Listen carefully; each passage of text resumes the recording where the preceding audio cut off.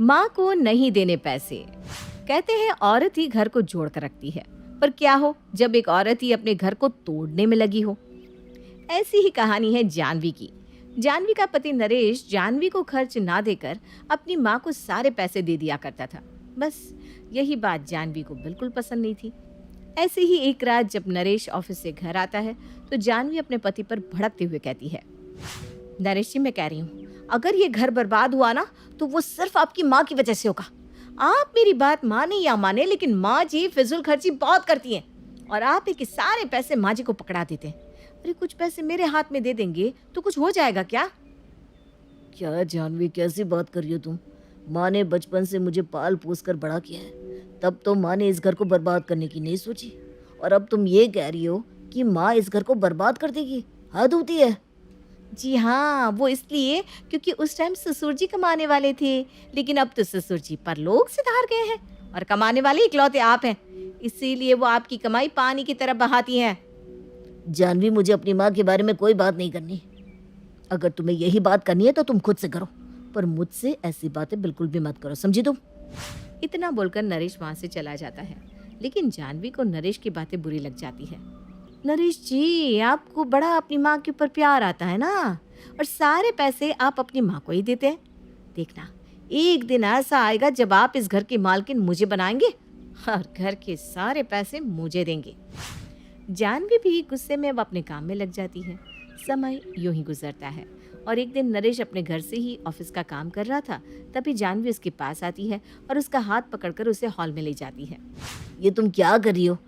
इस तरह मेरा हाथ पकड़कर मुझे हॉल में क्यों लेकर जा रही हो? जानवी, तुम्हें पता है ना ऑफिस का कितना इंपॉर्टेंट काम कर रहा हूँ मैं यहाँ कुछ दिखाने के लिए लाई हूँ। चुपचाप वो देखो जो मैं तुम्हें दिखाना चाह रही हूँ। मैं अभी माँ के पास से आ रही हूँ और तुम यहाँ दूर से खड़े होकर देखते रहना माँ जी क्या करती हैं। तुम्हें तो मेरी बात पर विश्वास नहीं होता ना। आज मैं दूध का दूध और पानी का पानी कर दूंगी। जानवी की बात सुनकर नरेश चुप हो जाता है। जानवी अपनी सास के पास जाकर बैठ जाती है। मम्मी जी, आप फोन में क्या कर रही हैं? मतलब मैं कुछ दिनों से देख रही हूँ आप फोन में कुछ ज्यादा ही लगी रहती हैं। क्या बात है, कुछ पसंद आ गया क्या? अरे नहीं बहू, ऐसी कोई बात नहीं है। वो तो मैं घर के लिए बाल्टियाँ देख रही थी ऑनलाइन। वो क्या है ना, आप बाहर जाकर बाल्टी लेंगे उससे तो अच्छा है कि ऑनलाइन खरीद लें। वैसे भी हमारा इंडिया डिजिटल हो रहा है और अब मुझे बिना मार्केट जाकर सामान लेना अच्छा नहीं लगता, तो सोचती हूँ फ़ोन से ही सामान ऑर्डर कर दिया करूँ। अरे वाह, ये तो बहुत अच्छी बात है। वैसे आप क्या ऑर्डर कर रही हैं? अरे अभी बताया तो बेटा, बाल्टी देख कितनी सुंदर लग रही है ये वाली बाल्टी। मैं सोच रही हूँ इस बाल्टी को मंगवा लूँ, दिखने में भी अच्छी है और मजबूत भी लग रही है। लेकिन मम्मी जी, ये बाल्टी तो बहुत महंगी है। इतने महंगी हम ऑनलाइन लेंगे, उससे तो बेटर है ना कि हम ऑफलाइन खरीद लें। वैसे भी ऑनलाइन सामान कैसा आता है उसकी गारंटी कोई नहीं लेता। मेरे ख्याल से तो हमें इतनी महंगी वाली बाल्टी नहीं लेनी चाहिए। अगर बाल्टी लेनी है तो चलिए मैं मार्केट से आपको दिला देती हूँ। अरे नहीं बहू, रहने दे, मैं लूँगी तो ऑनलाइन ही। अब मुझसे मार्केट नहीं जाया जाता। वैसे भी शरीर में इतनी बीमारियां बढ़ रही है कि चला भी नहीं जाता मुझसे। सुनीता की बात सुनकर जानवी कुछ नहीं कहती और चुपचाप वहां से चली जाती है और नरेश को कहती है, क्या कहा था नरेश जी? मैंने कहा था ना कि माँ जी आपसे फिजूल खर्ची करवा रही है। अरे जो बाल्टी यहाँ 200-250 में आ रही है, वही बाल्टी माँ जी को 600 में खरीदनी है। अब बताओ ये फिजूल की खर्ची है या नहीं? जानवी की ये बात कहीं ना कहीं नरेश के दिमाग में हिट करती है, लेकिन नरेश उस समय तो कुछ नहीं कहता और अपने काम में लग जाता है। समय यूं ही गुजरता है और गुजरते समय के साथ जानवी आए दिन नरेश को भड़काती रहती। वो कहते हैं ना, अगर एक पत्थर पर बार बार मारा जाए तो वो पत्थर भी टूट कर बिखर जाता है। ठीक उसी तरह जानवी नरेश को भड़काने में कामयाब हो जाती है। नरेश जी, मैं आपसे कह रही हूँ, आप माँ जी को पैसे देना बंद कर दीजिए, नहीं तो कुछ ही दिनों में वो सब कुछ बर्बाद कर देगी। अरे तो क्या करूँ जानवी, तुम बताओ। आखिर मैं ऐसा क्या करूँ जिससे माँ की फिजूल खर्ची बंद हो जाए? माँ जी को पैसे देना बंद कर दीजिए ना। 1 महीने मुझे देकर देखिए पैसे। अगर 1 महीने के अंदर मैंने बजट सही नहीं कर दिया तो आप कहना। जानवी की बात सुनकर नरेश उस पर भरोसा करता है और उस महीने की सारी सैलरी जानवी को देता है और अपनी माँ के पास जाकर कहता है, माँ इस बार थोड़ा हाथ टाइट चल रहा है और आपकी फिजूल खर्ची देखकर मैंने इस बार पैसे जानवी को दे दिए। अगर आपको कुछ भी चाहिए तो आप जानवी से कहकर ले लीजिएगा, वो आपको दे दिया करेगी। हाँ बेटा, कोई बात नहीं, मुझे कोई प्रॉब्लम नहीं है। अगर बहू के हाथ में घर की जिम्मेदारी जा रही है तो ये तो बहुत अच्छी बात है। वैसे भी आगे चलकर इस घर को बहू को ही तो देखना है। अच्छी बात है ना कि बहू अभी से अपनी जिम्मेदारियां समझ लेगी। सुनीता को बुरा तो लगता है, लेकिन वो अपने बेटे को ज़रा भी महसूस नहीं होने देती कि उसे बुरा लग रहा है। अब इसी तरह से दिन गुजरते हैं और गुजरते समय के साथ जानवी घर में अपनी चलाने लगती है। ऐसे ही एक दिन सुनीता अपनी बहू के पास जाती है और उससे पैसे मांगती है। बहू, मुझे कुछ पैसे चाहिए। वो क्या ना, कमर में बहुत दर्द रहने लगा है, तो सोच रही हूँ एक हिट बैग ले आओ, उससे कमर के दर्द में थोड़ा आराम तो रहेगा। अरे माँ जी, हिट बैग की क्या ज़रूरत है? अगर आपकी कमर में दर्द है तो आप गर्म पानी की बोतल रख लो ना कमर के नीचे, क्योंकि हिट बैग तो बहुत महंगा आता है, इसलिए मैं इतना पैसा अफोर्ड नहीं कर सकती। जानवी की बात सुनकर सुनीता चुप हो जाती है और वहाँ से चली जाती है। ऐसे ही कुछ दिनों बाद एक बार फिर सुनीता अपनी बहू के पास आती है। बहू, मेरी दवाइयाँ ख़त्म हो गई है, ज़रा दवाइयाँ लेने चलना। मेरे पास पैसे नहीं है डॉक्टर को देने के लिए, इसलिए तुझे ले जा रही हूँ साथ। डॉक्टर की फीस तू भर दियो। हाँ। अरे माँ जी, दवाई की क्या ज़रूरत है? आप तो ऐसे ही फिट हो गई हैं, और वैसे भी ना आपके शुगर कंट्रोल में है, इसलिए अब आप दवाइयाँ नहीं खाएंगी। आपकी दवाइयाँ मैं कम करूँगी, क्योंकि ज़्यादा दवाई खाने से ना इंसान ज़्यादा बीमार पड़ता है। अरे लेकिन बहू। अरे माँ जी, मैं कह रही हूँ ना, आप बिल्कुल ठीक है, आपकी देखभाल मैं करूँगी। एक बार फिर सुनीता जानवी की बात सुनकर चुप हो जाती है। समय यूं ही गुजरता है और गुजरते समय के साथ अब सुनीता काफ़ी कमज़ोर हो जाती है। धीरे धीरे अब उसकी तबीयत भी काफ़ी बिगड़ने लगती है। ये देखकर नरेश अपनी माँ का शुगर चेक करता है और अपनी माँ का बढ़ा हुआ शुगर देखकर हैरान हो जाता है। वो तुरंत सुनीता को अस्पताल ले जाता है। सुनीता की ऐसी तबीयत देखकर नरेश डॉक्टर से सवाल करता है। डॉक्टर, माँ की इतनी तबीयत कैसे खराब हो गई? क्या आप माँ के ऊपर ध्यान नहीं दे रहे हैं? क्या बात कर रहे हैं मिस्टर नरेश? हम आपकी माँ के ऊपर तो ध्यान तब देंगे ना जब आपकी माँ हमसे दवाई लेंगी। आपकी माँ पिछले 1 महीने से दवाई नहीं ले रही। पिछले 1 महीने से हमारे पास दवाई लेने आई ही नहीं। डॉक्टर की बात सुनकर नरेश हैरान हो जाता है और बिना कुछ कहे अपनी माँ को दवाई दिलाकर घर आ जाता है और अपनी माँ से सवाल करता है। माँ, आप पिछले 1 महीने से दवाई क्यों नहीं ले रही थी? आखिर ऐसी क्या वजह थी जो आपको दवाई छोड़नी पड़ी? बेटा, अब दवाई का क्या करना है, वैसे बिना दवाई खा खा कर बोर होते जा रही हूँ। ऐसा लगता है दवाइयों में ही ज़िंदगी सिमट गई है, इसलिए मैंने दवाई छोड़ दी। नरेश और सुनीता आपस में बात कर रहे थे, तभी बीच में जानवी बोल पड़ती है। नरेश जी, आप माँ पर इतना गुस्सा क्यों कर रहे हैं? माँ सही तो कह रही हैं, अब कब तक माँ जी दवाई खाती रहेंगी? जानवी की ऐसी बात सुनने के बाद नरेश समझ जाता है कि उसकी दवाई बंद करने वाली कोई और नहीं बल्कि उसकी बीवी जानवी ही है। जानवी, तुमने माँ की दवाई बंद करवाई है ना? नहीं तो मैंने दवाई नहीं बंद करवाई, बल्कि मैं तो बोलती थी माँ जी को दवाई लेने के लिए, लेकिन अब। बस करो जानवी, और कितना झूठ बोलोगी? अरे तुम पर विश्वास करके मैंने अपनी माँ की और इस घर की जिम्मेदारी दी थी, पर मैं ये नहीं जानता था कि घर संभालने के पीछे, पैसे बचाने के पीछे तुम माँ की हेल्थ के साथ खेल जाओगी। अरे तुम्हें तो अपनी पत्नी कहते हुए भी शर्म आ रही है मुझे। तुम आगे कोई गलती करो इससे पहले तुम इस घर से निकल जाओ, दफा हो जाओ मेरी नजरों से। मुझे माफ़ कर दीजिए नरेश जी, मुझसे बहुत बड़ी गलती हो गई। मैंने जाने अनजाने में माँ जी की हेल्थ के साथ खिलवाड़ किया, पर मैं वादा करती हूँ कि मैं आगे से ऐसा कुछ नहीं करूँगी। हाँ, मुझे सिर्फ एक मौका दे दीजिए। माफ़ी गलती की होती है, गुनाहों की नहीं। और तुमने गलती नहीं, गुनाह किया है, गुनाह। चली जाओ यहाँ से, वरना मैं तुम्हें धक्के मार कर यहाँ से निकालूंगा। नरेश और जानवी के बीच इस तरह की लड़ाई देखकर सुनीता बीच में बोल पड़ती है।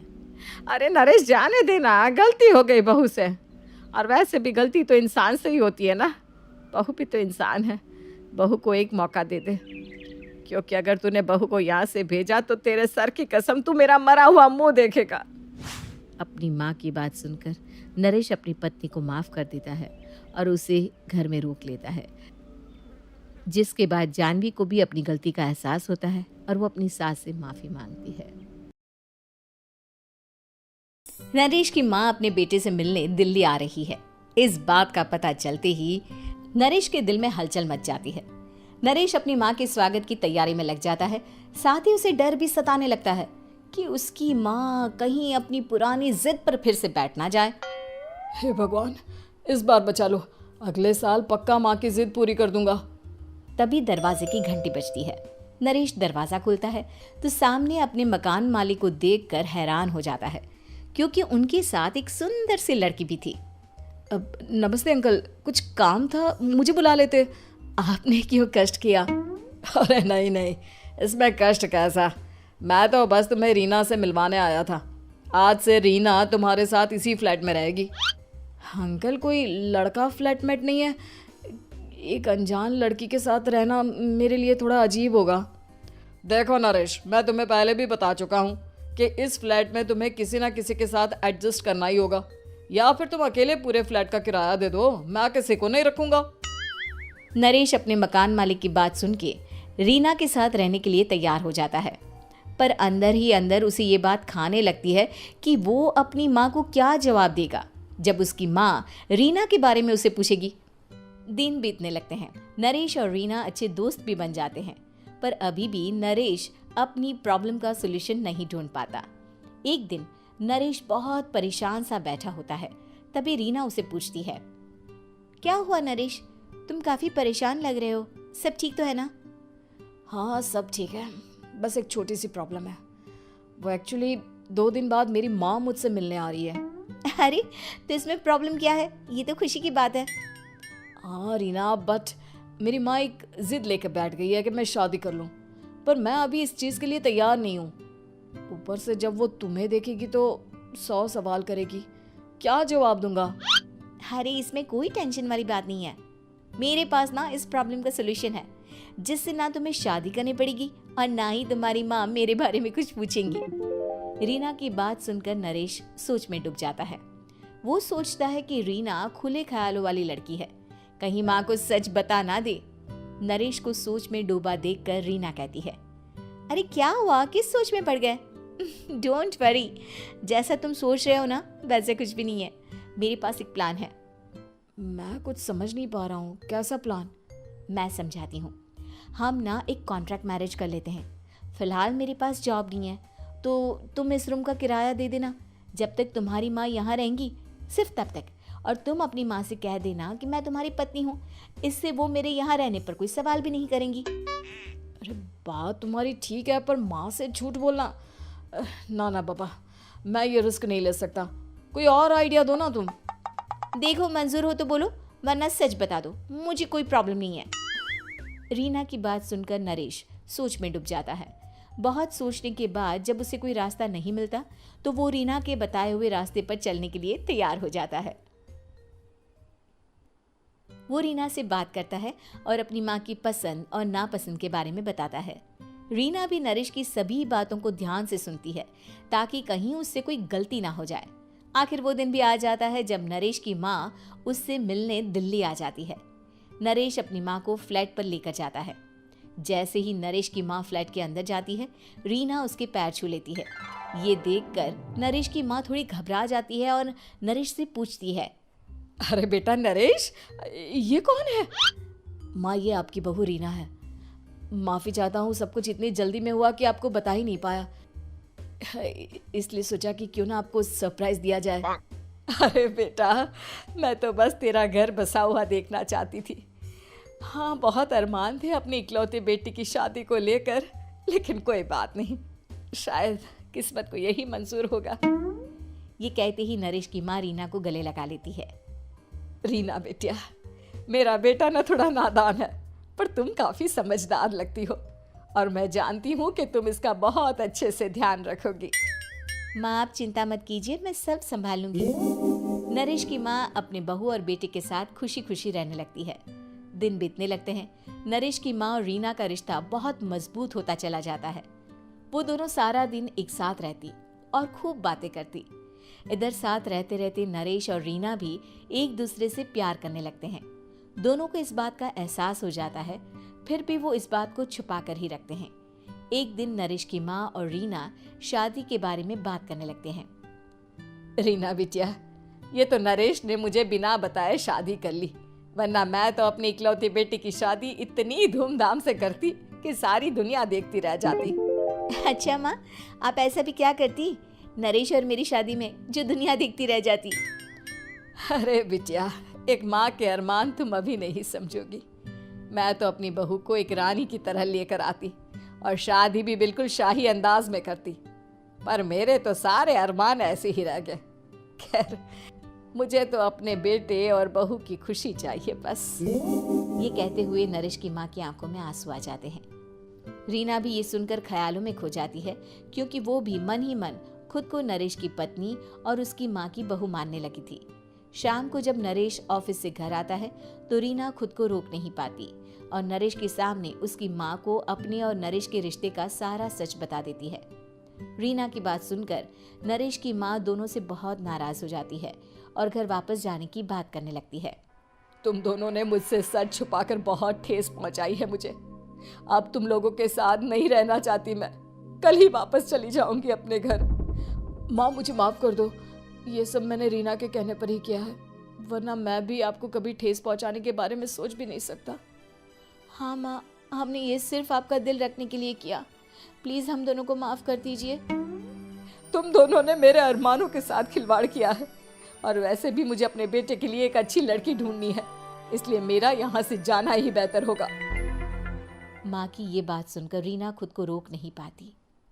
माँ, क्या मैं आपके घर की बहू बनने लायक नहीं हूँ? रीना की बात सुनकर नरेश हैरान रह जाता है। नरेश की माँ भी कुछ समझ नहीं पाती। मैं कुछ समझी नहीं, आखिर तुम कहना क्या चाहती हो?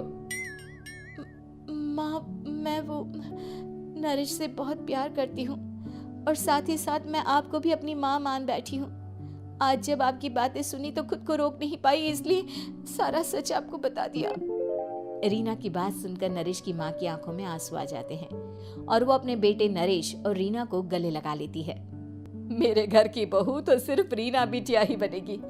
मैं आज ही तुम दोनों की शादी की तारीख निकलवा दूंगी, बस एक बार तुम्हारे घर वाले मान जाए। उसी दिन रीना के माता पिता भी उनके फ्लैट पर आ जाते हैं। दोनों परिवार आपस में बैठकर बातें करते हैं और शादी के लिए राजी हो जाते हैं। रीना भी कॉन्ट्रैक्ट फाड़ देती है और कहती है, सही मायने में मैं अब बहू बनूंगी। अब तक तो सिर्फ कॉन्ट्रैक्ट वाली बहू थी।